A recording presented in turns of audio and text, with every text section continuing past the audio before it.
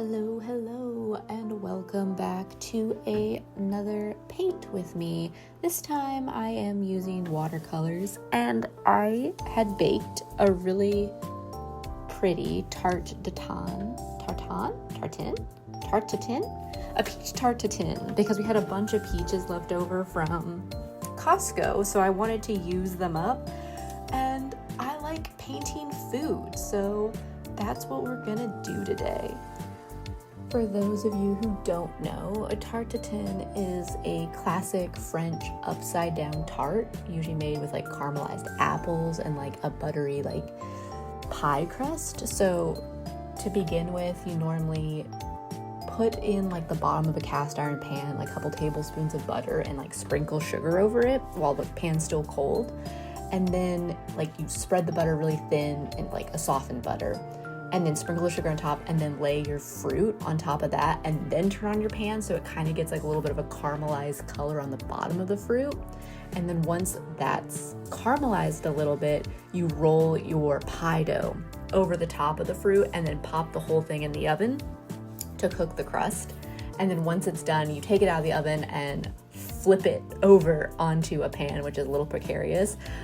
Or you drain off any of the extra juices, and you can kind of make like a little glaze or put it in with whipped cream and serve it with the dish.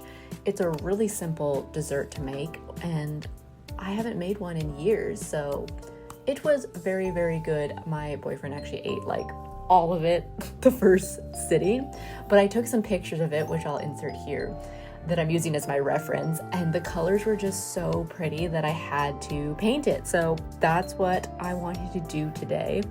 It's not the most interesting color palette for painting because I'm using pretty much the same color, like oranges and yellows and those peachy tones for like the whole thing, but it's just such a stunning color in real life. So I was trying to replicate that in my sketchbook.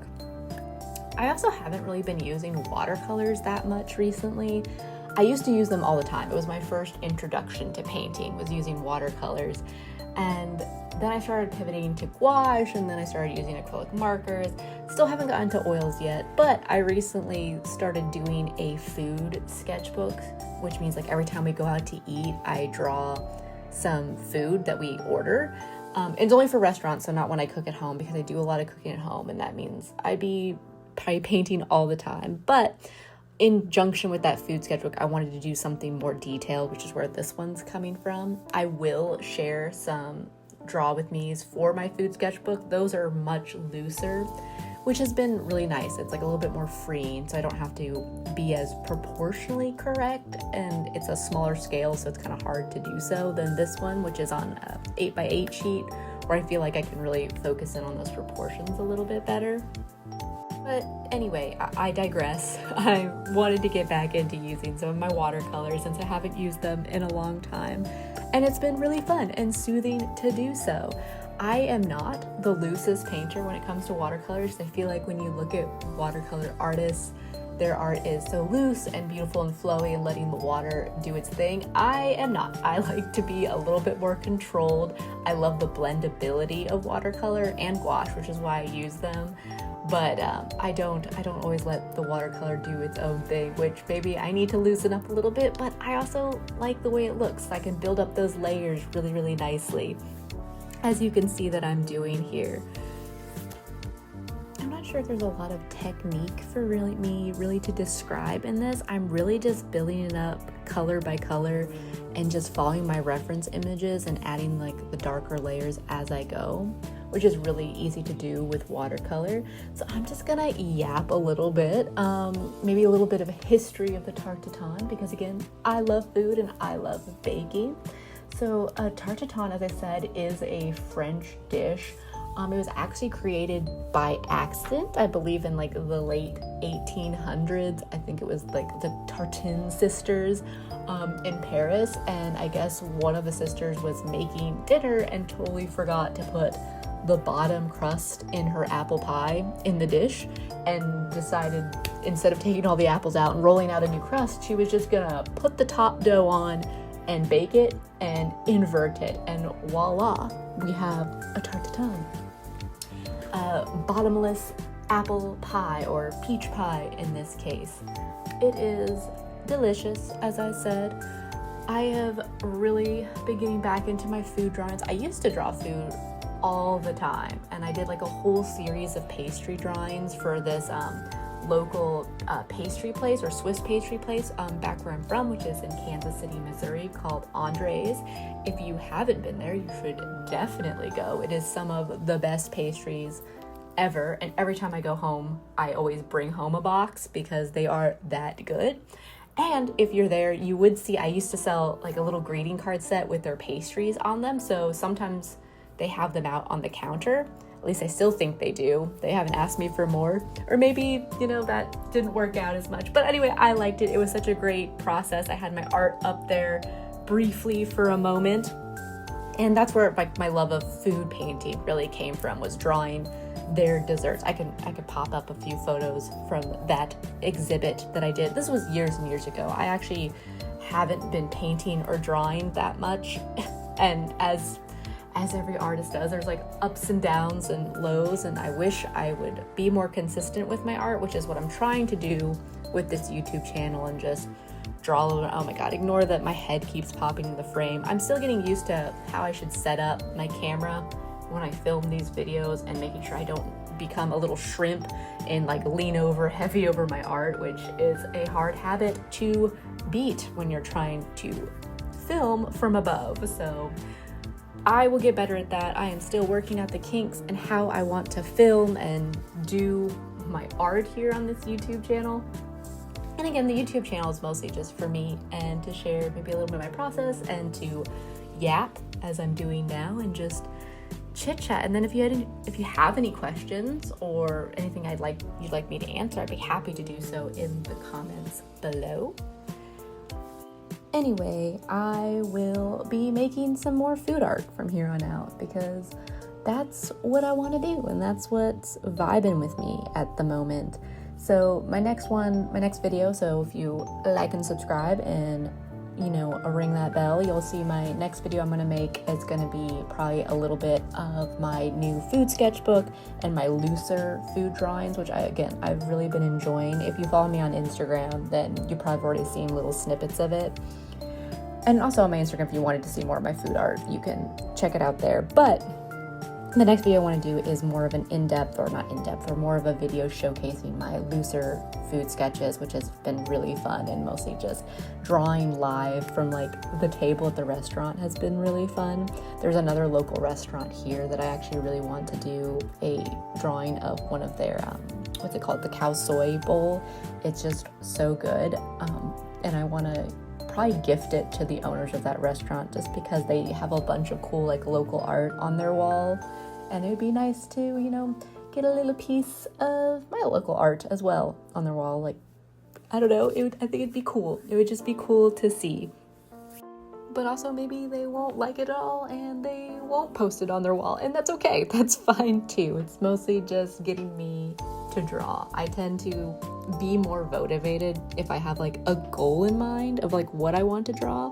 So that is what I am doing. Sometimes it's really hard to like just go in blind drawing with a blank piece of paper. So knowing that I'm going into a restaurant to draw the food has just really helped me be a little bit more consistent with drawing. Though like work's been really busy recently, so I haven't had as much time to like doodle in my sketchbook at the office, which I know I'm not supposed to do, but it helps sometimes just to get a little doodle out during the work day. Sometimes I feel like they only have maybe an hour of free time after work, cooking dinner, cleaning up, life things. Anyway, I am excited to show you my food sketchbook when I get time to film that and paint in my latest excursion. Me and my partner just took a trip to Chicago, so we ate a ton of good food, and I had to draw everything, of course. And now I have multiple pages I have to backlog paint because I don't paint live in the restaurant, because otherwise I would never eat my food and it would be dead cold by the time I finished. So not doing that, but I do have to backlog paint, so I'll film some of those and that will be my next video, as I said.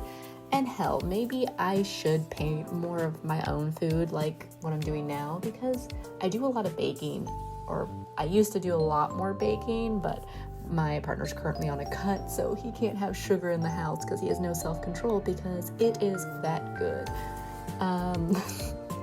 Anyway, so maybe I will paint some more of my own food if I have time to do so. Or if maybe you have suggestions of what food might be good to paint, like let me know, and then I might make said food.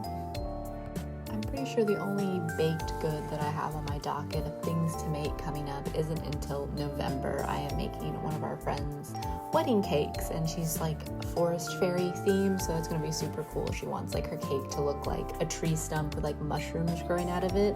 I'm really excited to work on that. I did a test cake not too long ago of just like the texture of like the bark and the flavor of the cake for her. So that's all settled and done for. So now I get to work on making little fondant mushrooms for her cake. So that will be the next baked good. But other than that, I don't think I have any real plans to bake anything. Oh, no, wait, I take that back. While we were in Chicago, we went to the new Pokemon Fossil Museum exhibition at the Field Museum. That was the whole reason we were in Chicago. My boyfriend's a huge Pokemon fan. But while we were there, he actually bought me the Pokemon like baking cookbook. So I think we're gonna do a Pokemon themed like tea party because I like having little tea parties with my friends. So I'll do a bunch of like Pokemon themed desserts. That should be super fun. I'm actually looking forward to it. It's just finding the time to do all those decorations. The woes of having too many hobbies. I want to make food, I want to do a tea party, I want to paint, I want to draw. When am I going to have enough time? So anyways, we'll do that. I might share some photos of that on my Instagram if you want to check it out whenever it comes about. I think we'll probably do it mid-July before I have to travel again for another excursion with some friends. A friend is getting married, so the year is filling up, or at least this next month is filling up already, which isn't necessarily a bad thing. It's good to have stuff to look forward to, but when am I going to have time to paint? Anywho's, thank you for sticking around this long and listening to me just yap your ear off as I use the same color over and over and over again in the video. Finally got to the part where I get to add the fun little highlights because that just makes it all glistening and gooey and good, and that's the fun part, the tiny little white dots. Again, thank you to my 25 subscribers who have followed me along. I appreciate you, and I hope to talk to you again here soon in the next video. Anyway, thank you. Bye.